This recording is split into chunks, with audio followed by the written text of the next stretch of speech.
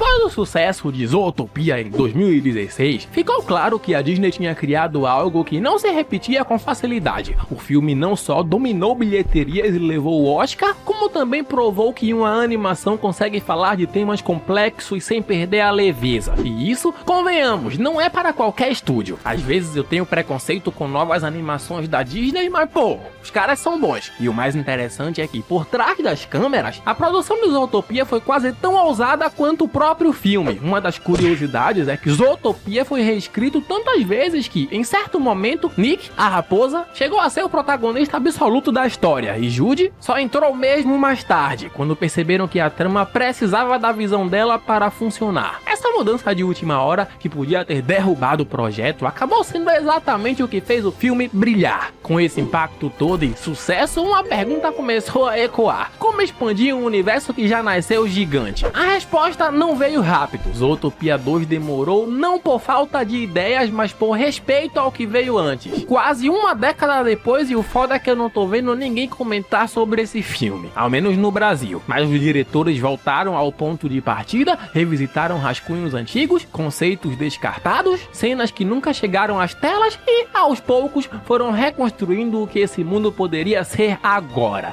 Deu certo? Bom, te respondo nesse simpático vídeo. E então é por isso que hoje, nesse canal, Zootopia 2. Depois dos eventos do primeiro filme, quando Judy e Nick desmascararam toda a conspiração por trás dos ataques aos predadores e expulsaram a ex-prefeita assistente Bellwether, a ovelha que literalmente tentou transformar a cidade numa guerra civil planejada, Zootopia respirou. Judy virou o símbolo da polícia que deu certo, Nick se tornou o primeiro raposa policial da história da cidade, e juntos os dois ganharam o status de dupla oficial. Em mais um dia comum no departamento de polícia, a tropa se prepara para encarar um novo caso. Um tamanduá suspeito de transportar mercadorias ilegais pela cidade. E, assim como no primeiro filme, o chefe Bogo começa a distribuir as funções da missão, cada agente recebendo o seu papel. Chegando na vez de Judy e Nick, eles pegaram a função bosta, correto? Não, porque foram mais espertos e já partiram em busca do criminoso, deixando o Bogo bem puto. Chegando lá, eles entram disfarçados de pais emocionados. O tamanduá não acredita muito por serem um casal totalmente oposto, porém, entretanto, todavia, Nick, com todo o seu carisma e drama, consegue enganar legal. O tamanduá acredita, ou pelo menos finge que acredita. Ninguém quer discutir com pais emocionados. Enquanto isso, Judy aproveita a distração e confere os galpões. Ela abre e bum, cheio de mercadorias ilegais. Não duvido nada que seja verdinha. O tamanduá percebe que na verdade eles são da polícia e foge. Então começa uma perseguição, um caos completo por Zootopia,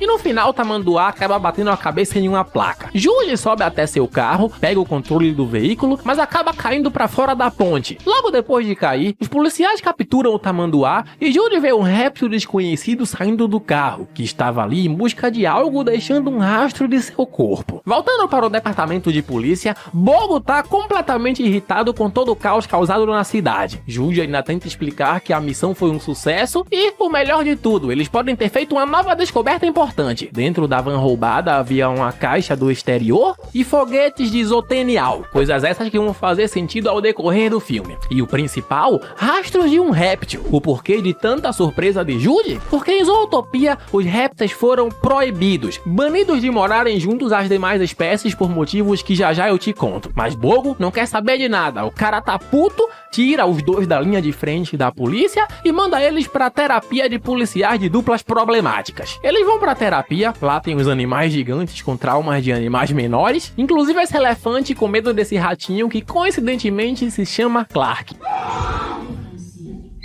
As várias faces de mim. Muita aura esse nome. A cagada é que a terapia vai durar anos para terminar, deixando Judy e Nick bem preocupados com suas carreiras na polícia. Logo depois, Nick questiona se eles são realmente uma boa dupla. Judy diz que sim, só precisam provar isso de alguma forma, já que estão sendo zoados pelos parceiros de trabalho. Nick tá no modo foda-se, não quer provar nada pra ninguém e que se dane todo mundo, literalmente eu. Eles seguem a vida, Nick vai para casa e, pela primeira vez, vemos onde ele mora. Judy segue segue sua rotina, conversa com os pais, liga a TV, vê uma notícia da cidade sobre um grande evento que irá acontecer chamado Zootenial Gala, onde comemoram o centenário da cidade e especialmente vão exibir o antigo diário da família Linksley, considerado item importante para a história de Zootopia, onde Ebenezer Linksley teria fundado a cidade. Guardem bem essa informação. Durante a reportagem, aparece um carro idêntico ao que o tamanduá havia roubado no início para fugir com itens suspeitos. Nossa protagonista liga os pontos, faz umas pesquisas sobre o livro e descobre que os répteis foram banidos, pois no passado houve um acidente envolvendo uma cobra, onde a empregada da família Linksley foi mordida e morta. Desde aí, a população começou a acreditar que répteis são um grande perigo para a sociedade. Ela rapidamente vai até Nick para dizer que as cobras já tentaram roubar o livro e provavelmente vão tentar de novo. Por isso, eles precisam agir para impedir o roubo e assim recuperar o respeito e a reputação dentro da polícia. Então, partem disfarçados de guardas de trânsito. Ao chegarem ao baile, eles avistam vários carros onde a cobra poderia estar escondida, mas não encontram nada. Percebem que, se ficarem do lado de fora, não vão descobrir coisa alguma. Porém, entretanto, todavia, eles notam uma porta aberta nos fundos e já sabe, porta escancarada é porta escancarada. Eles vestem roupas formais para disfarçar e entram. Logo avistam o livro, Judy vai até lá, dá uma conferida rápida para ver se tem algo estranho. Um dos guardas aparece do nada, ela se esconde e acaba trombando com esse Lince, Palbert, da família Linksley. O cara é carismático, fala bem, tem aquele sorriso de político, típico personagem que a Disney adora fazer e que todos nós já sabemos o final. Mas para isso, falta. E quando tudo parece estar sob controle, prestes a irem embora, Nick percebe algo no chão. Pele de cobra. Ele também nota alguém usando um casaco suspeito circulando pelo evento. Nick segue a figura misteriosa e, ao observar, percebe que ela está prestes a roubar o livro. Ele tenta agir, porém Bogo aparece e começa a arrastá-lo para fora. Mesmo assim, Nick consegue direcionar a luz para a cobra disfarçada, revelando sua verdadeira forma. O disfarce cai e todos no evento percebem que se trata de uma cobra. Todos entram em pânico, como se a cobra tivesse a porra de uma bomba.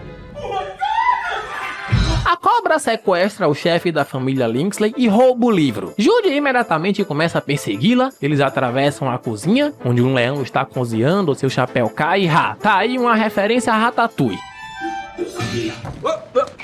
A cobra é finalmente encurralada. Judy pede para que ela não machuque o Linksley. É então que a cobra começa a contar seu lado da história. Segundo ela, as cobras nunca foram as verdadeiras vilãs. Na verdade, a própria família Linksley é quem esconde um passado sombrio, e o diário pode provar tudo. Por isso ela tentou roubá-lo, não por maldade, mas para recuperar o legado que sua espécie perdeu. Mas num pei-pum, Nick chega de surpresa e apaga a cobra com uma panelada na cabeça. Linksley recupera o diário e, sem perder tempo, ordena que matem e queimem a cobra. Segundo ele, não haveria mais risco de seus segredos serem revelados, ameaçando Judy e Nick para que fiquem calados também. Assim, deixando bem claro quem são os verdadeiros vilões da história. A própria família Linksley. Canalhas. Judy tenta escapar levando a cobra desmaiada. No meio da correria, a cobra acorda e entra em desespero. Bogo chega e, acidentalmente, acaba levando uma mordida dela. Judy reage rápido e remove o dente. O restante dos policiais chegam bem na hora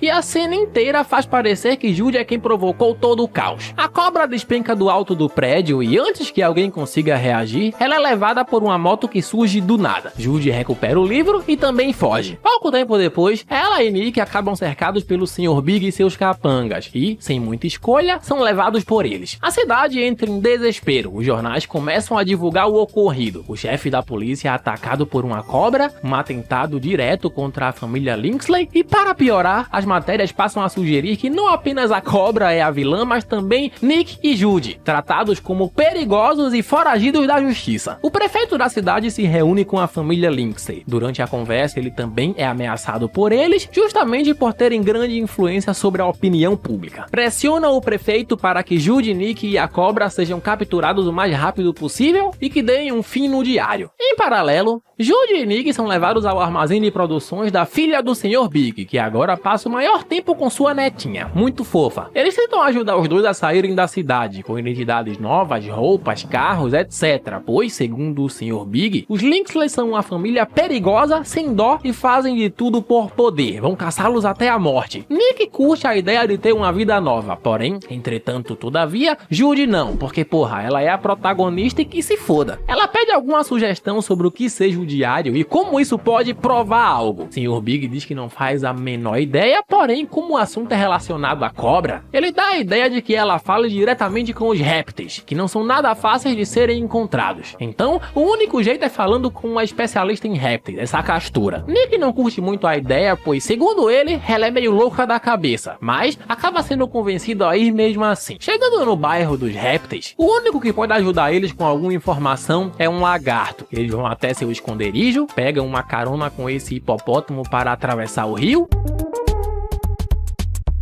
E enquanto isso, a polícia também chega ao bairro em busca dessa galera. Seguindo até a casa do lagarto, eles chegam nessa boate, com todo mundo meio noiado, e finalmente encontram o famoso lagarto. Um estilo que lembra um pouco o filme Rango. Seria uma referência, se pergunta você? Sinceramente, não sei, te digo eu. Judas já chega perguntando tudo sobre o diário. Ele mete uma marra, diz que só vai responder se comerem o banquete primeiro, um prato de minhocas, que eles comem na força do ódio e era só zoeira do lagarto. Ele pega o diário, começa a analisar, diz que a capa é feita de metal e provavelmente o segredo está lá, e deve ser algo muito importante, pois uma tartaruga morreu por isso. Nick solta essa piada. Arrisco dizer que ela teve uma morte lenta. Muito boa, Nick. A coisa é que, há muito tempo, os mamíferos passaram a dominar todo o território dos répteis. E agora não vai ser diferente. A neve está vindo e revelará todo o seu território, permitindo que os Lynxley conquistem ainda mais terras. Eles ficam sem esperanças, contando com uma única sorte, que o segredo do livro possa mudar toda essa história. Sendo assim, ficar com o livro é um perigo. A polícia chega, invade o local, o caos começa, o lagarto foge, a cobra aparece novamente, rouba o livro dizendo que é o único jeito deles voltarem pra casa e foge. Então aqui começa uma perseguição. Judy e Nick em busca da cobra e os policiais na busca dos três.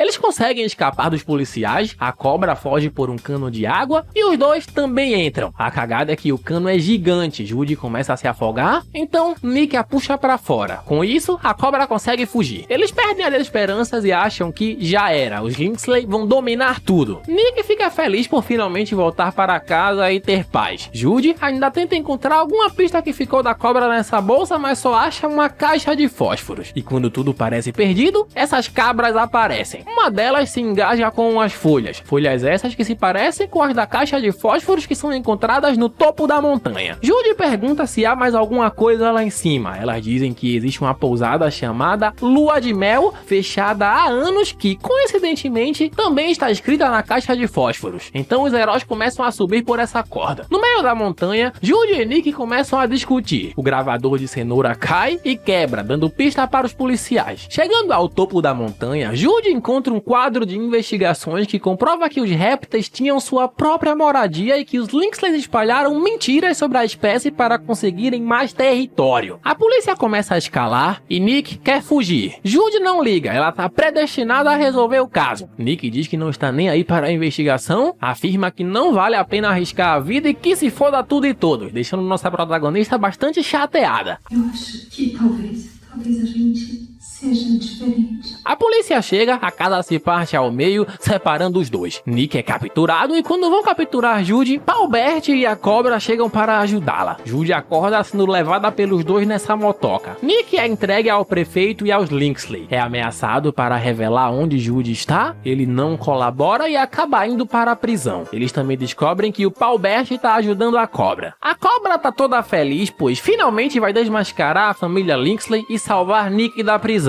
Eles vão para um esconderijo de Paulbert, onde contam como viraram parceiros e blá blá blá. A coisa é que, finalmente o diário é aberto e vemos o verdadeiro segredo que eles escondiam. O diário, na verdade, era da bisavó de Garai. Zootopia não foi criada por mamíferos, e sim por ela, uma réptil. Sua ideia era criar uma cidade onde todos os animais se sentissem bem. Porém, entretanto, todavia, ela precisaria de um investidor. Foi então que ela confiou em um Lynxley. Ganancioso, viu quanto poderia poderia lucrar e ter poder explorando o medo e o preconceito contra os répteis, e no meio de toda a trairagem, ele cometeu um assassinato, matou a própria empregada e colocou toda a culpa na velha cobra. Tudo com muita estratégia. Desde aí, os répteis foram banidos e seu antigo lar foi escondido sob a neve na pura maldade. Canalhas! A parte boa da história é que a empregada, antes de morrer, conseguiu salvar o documento original comprovando a verdadeira criadora de Zootopia. A cobra ainda consegue pegar a folha e, antes de ser presa, esconde na cidade. Agora tá perdida em algum lugar. Bom, agora a missão é achar a casa, a localização do bairro escondido. Eles ligam os pontos e percebem que no bairro havia uma torre com um farol. O plano agora é conseguir ativar o farol a partir da sala de controle localizada através dessa parede climática. A cagada é que logo a polícia chega, estão sendo rastreados pelo celular do Paubert. Em paralelo a isso, Nick vai ver o Sol Quadrado junto com a Castora. Ela dá alguns conselhos sobre a Judy e blá blá blá. E como ela é uma roedora, acaba fazendo uma chave de madeira. Isso abre o portão e liberta Nick e os outros prisioneiros. Eles encontram a antiga prefeita, o alarme toca, todos os prisioneiros são liberados e acabam fugindo. O problema é chegar até a Judy a tempo, já que eles estão longe. Porém, entretanto, todavia, Nick lembra do seu parceiro, o Flash, que ironicamente é uma preguiça.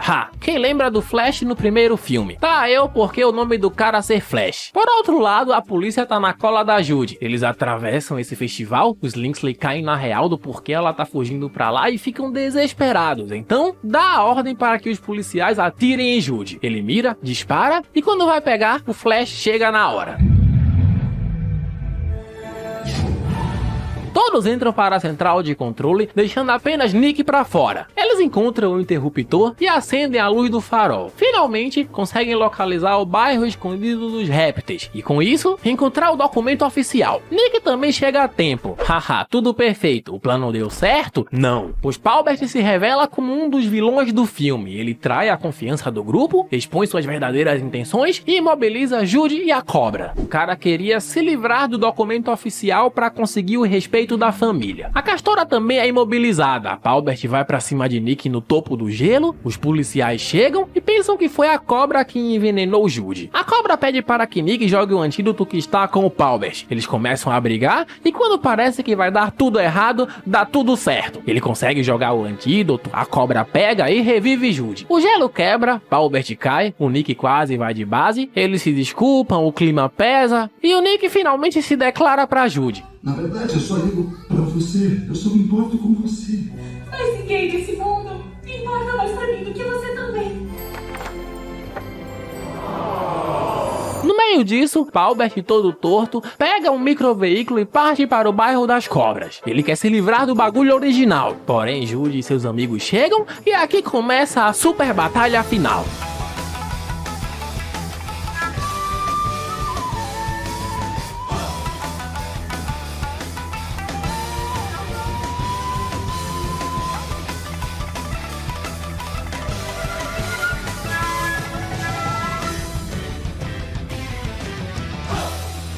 A Castora e a cobra começam uma briga com os capangas dos Lingsley, enquanto Judy e Nick partem em uma busca pelo documento oficial. Paubert é capturado e o prefeito finalmente acorda. Depois de ser humilhado o filme inteiro, ele se revolta, perde a linha e resolve enfrentar o sistema. Então finalmente chegam no bairro escondido. Gary se emociona com sua antiga casa, acham a patente, mas num peipum, Paubert chega jogando fogo. Porém, por sorte, finalmente fazendo alguma coisa boa, útil e relevante nesse filme, a polícia chega finalizando ele. Judy e Nick voltam com moral, a família Lingsley é presa, toda a face é descoberta, os répteis voltam a ter uma vida normal, sem julgamentos, o bairro é reativado e assim finalizamos esse simpático filme. No fim das contas, Zootopia 2 é aquele filme que não decepciona, mas também não explode a cabeça. Ele entrega uma história competente, volta a brincar com preconceito, manipulação e poder, temas que Zootopia sempre soube usar bem. O filme é bonito e ainda expande o mundo com ideias interessantes, mesmo que nem todas sejam tão bem aproveitadas. Nick e Judy continuam funcionando demais juntos. O carisma segue intacto. O filme acerta em trazer conflitos mais adultos mas sem perder o humor. Algumas decisões do roteiro são boas, outras parecem meio apressadas, e certos personagens poderiam ter sido melhor explorados, principalmente o vilão, que tinha potencial para ser mais marcante. Não é aquele tipo de sequência que supera o original, mas também não mancha a franquia. É um filme sólido, divertido, com mensagem clara e boas cenas emocionais. Só faltou usar um pouco mais. Sinto meio que uma reciclagem do primeiro aqui. Comigo, Zootopia 2 tem um 7. Até a próxima. Deixa pra lá, cara. Aí, você já viu um novo vídeo na televisão? Demais, eu tô ligado em tudo que tá rolando. Falou. Hã?